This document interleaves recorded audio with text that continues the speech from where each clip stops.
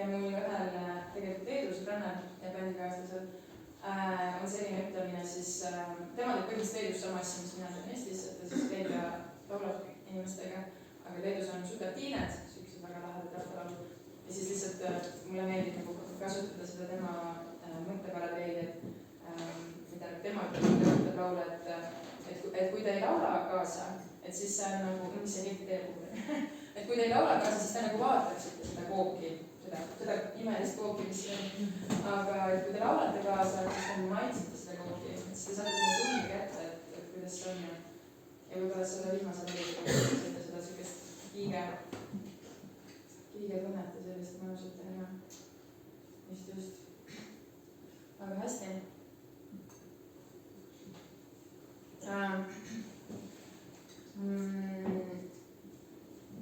Seda huvitavam on siin täna olla, et enne mind toimus siin raamatkäsitlus, eks ole. Ma kahjuks ise tulin läbi siin suure lännaku ja ei jõudnud päris siin kuulata kõike, Virgusaaba kuulsin, aga kuna mul oli siin agente, kes mulle sõsistasid, mis teemad läbi käisid, siis üks selline teema, mis mind alati nagu kuidagi seismiselt põlema paneb, et olla selles raamatus ka juttu mehe tapmisest. Ei ole tapnud meest, aga selles mõttes, et jah, selline laulutüüp on olemas nagu mehetapja, siis veidi laulud ka perekonna ballaadide hulgas, et on igasuguseid tapjaid, täpselt teised. Siin 18. sajand muutusid sellised ballaadid hästi populaarseks üle Euroopa ja Eestis ka siis neid lauldi usinasti. Ja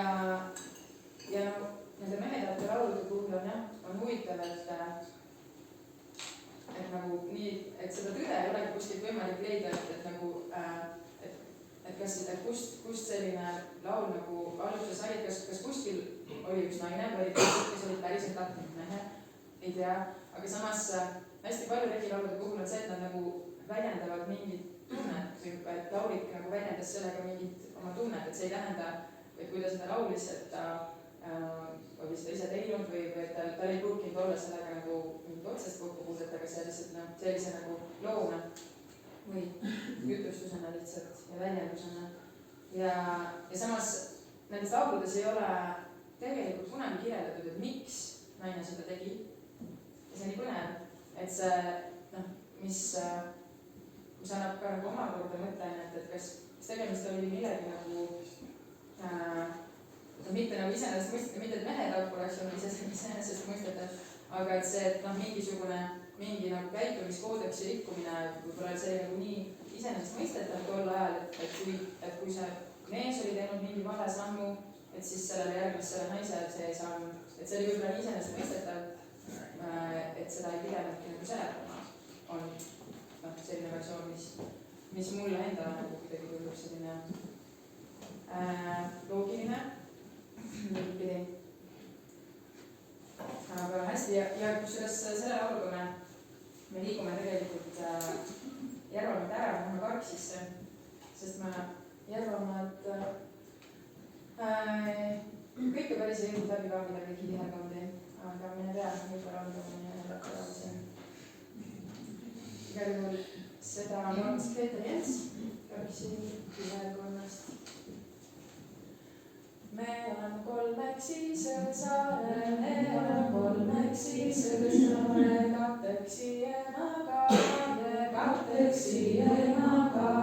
ja üks oli Maie, teine Kaie, üks oli Maie, teine Kaie, kolmas Elmi etsekene, etsläid seina mitte Maie, Kailets karja saata Maie, Maie jaita meil magame, ets tuli heina niitamesta, Kai tuli karja saatamesta, Mai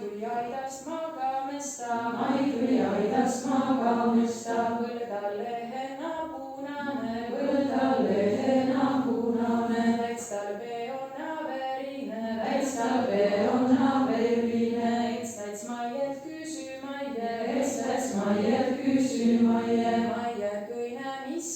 tennu, maiekene, mis sa tennu, mai võts vastu vaidelija, mai võts vastu vaidelija, maadapi laudast laiku ärga, maadapi laudast laiku ärga, murustapi musta kukke, murustapi musta kukke, tarestapi tallekese, tarestapi tallekese, maiekõine, mis sa tennu, maiekõine, mis sa tennu, mai läts mõtsa siis pageme, mai läts mõtsa siis pageme, just ta suure kuusemanu, just ta suure kuusemanu, armas kuuske abide mind, armas kuuske abide mind, kallis kuuske katta minda, kallis kuuske katta minda, kust võts vastu vaidelija, kust võts vastu vaidelija, kuidas või mina abide, kuidas või mina abide, altole arva, päätole paksu, altole arva, päätole paksu, altole arva, allu linna, altole arva, allu linna, päätole paksu, Pärnu linna, päätole paksu, Pärnu linna, 10 naista siin külanna, 10 naista siin külanna, ütesse üle talume, ütesse üle talume, kõik tuleb lehti lõikamaie, kõik tuleb lehti lõikamaie, löövad sinu sita ära, löövad sinu sita ära, mulle süüdü antanesse, mulle süüdü antanesse, maiusk suure kasemanu, maiusk suure kasemanu, armas kaske abide mind, armas kaske abide mind, kallis kaske katta minda, kallis kaske katta minda, kask võts vastu vaidelija, kask võts vastu vaidelija, kuidas või mina abide, kuidas või mina abide, altole arva, päätole paksu, altole arva, päätole paksu, altole arva, allu linna, altole arva, allu linna, päätole paksu, Pärnu linna, päätole paksu, Pärnu linna, 10 naista siin külanna, 10 naista siin külanna, ütesse üle talume, ütesse üle talume, kõik tuleb lehti lõikamaie, kõik tuleb lehti lõikamaie, löövad sinu sita ära, löövad sinu sita ära, mulle süüdü antanesse, mulle süüdü antanesse, maiusk suure avamanu, maiusk suure avamanu, armas aba katta minda, armas aba katta minda, võts vastu vaidelija, võts vastu vaidelija, kuidas või mina abide, kuidas või mina abide, altole arva, päätole paksu, altole arva, päätole paksu, altole arva, allu linna, altole arva, allu linna, päätole paksu, Pärnu linna, päätole paksu, Pärnu linna, 10 naista siin külanna, 10 naista siin külanna, ütesse üle talume, ütesse üle talume, kõik tuleb lehti lõikamaie, kõik tuleb lehti lõikamaie, löövad sinu sita ära, löövad sinu sita ära, mulle süüdü antanesse, mulle süüdü antanesse, maiusk suure söödü peale, maiusk suure söödü peale, nõnda jusku teie juure, nõnda jusku teie juure, nõnda kui mu juumi joosi, nõnda kui mu juumi joosi, nõnda libisegu lehe, nõnda libisegu lehe, nõnda kui mu liha libisi, nõnda kui mu liha libisi. Ja väike kommentaar, kuna kõik ei kuule niimoodi, selles loos oli ju geograafia, et Kaksi laul siis Pärnu oli üks ja siis oli see Alluliina. Paljud lihtsalt ei tea, mis see on.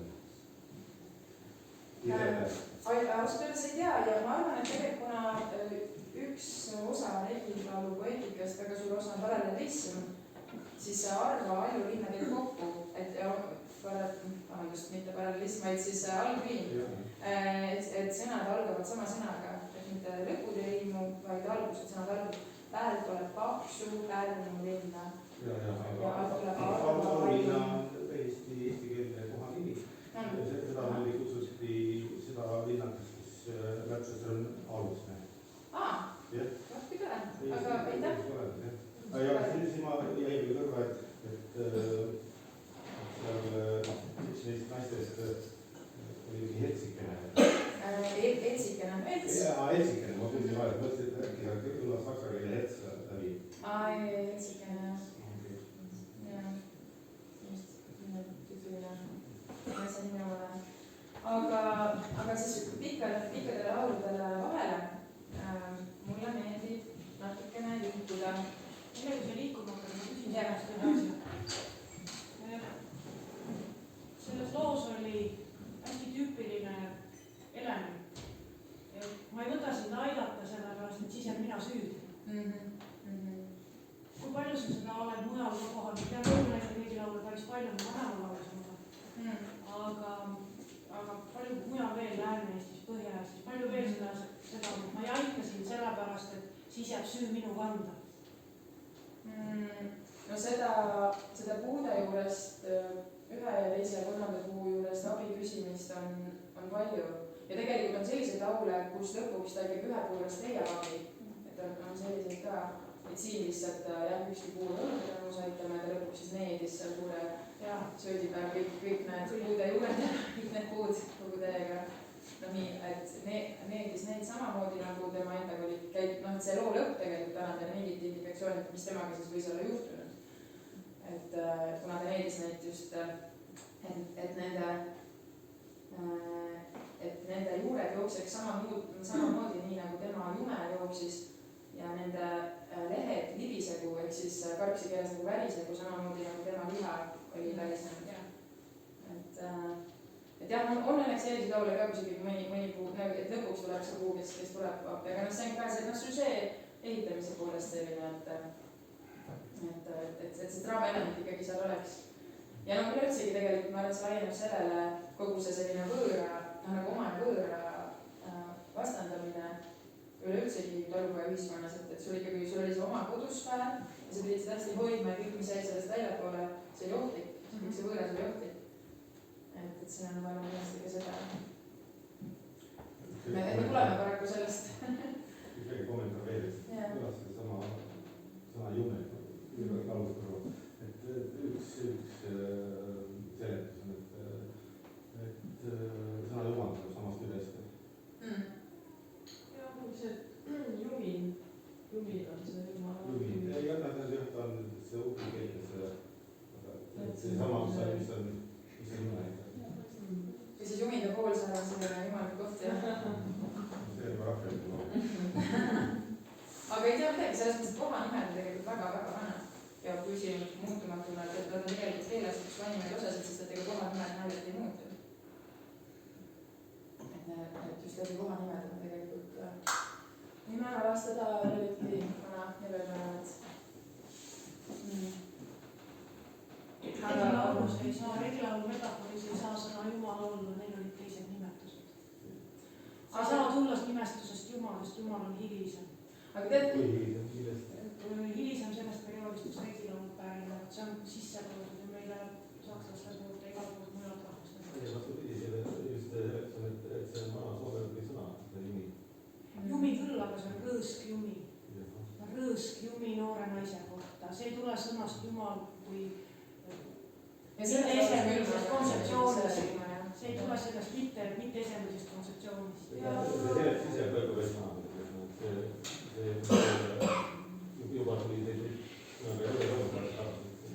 aga ma tahan vahele pista selle, et jah, regilaul on küll väga vana ja pärinebki, eks ole, kristlikust ajast siin kõige vanemad jooned, aga tegelikult see on selline väga sünkretistlik olnud, kõik, et regilaul on võtnud enda sisse ka kristluse elemente.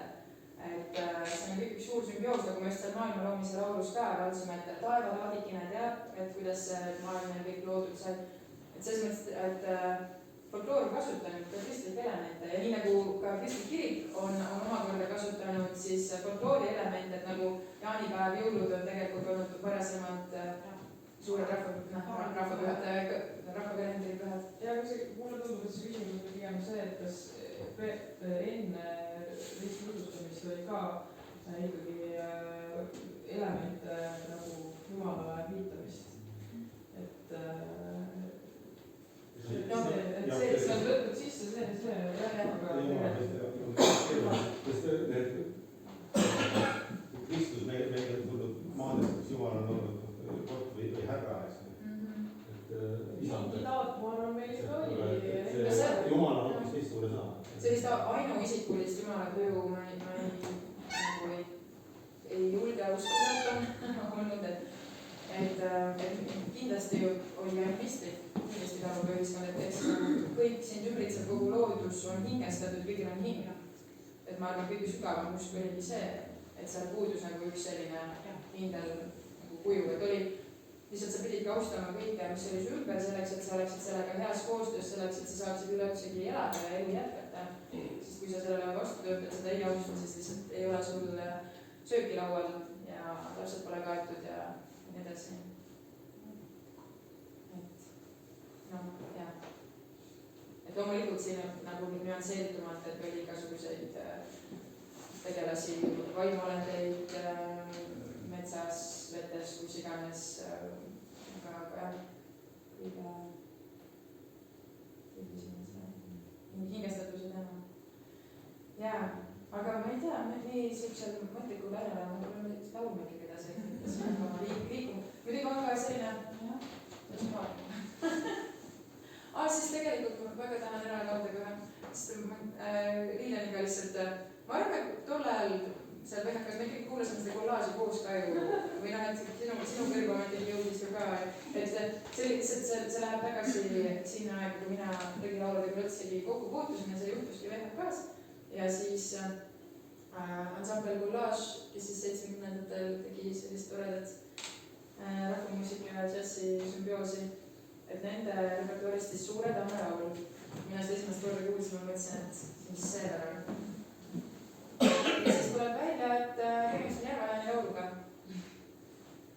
Täitsa üllatuslikult.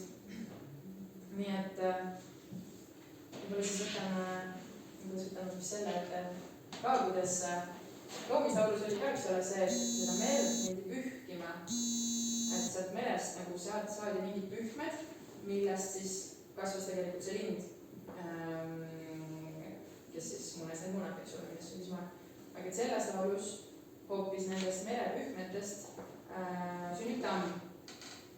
Ja siis tamm ei kasva mitte isa ega ema ega venna ega õe ukse all, vaid kasvab peiu ukse all.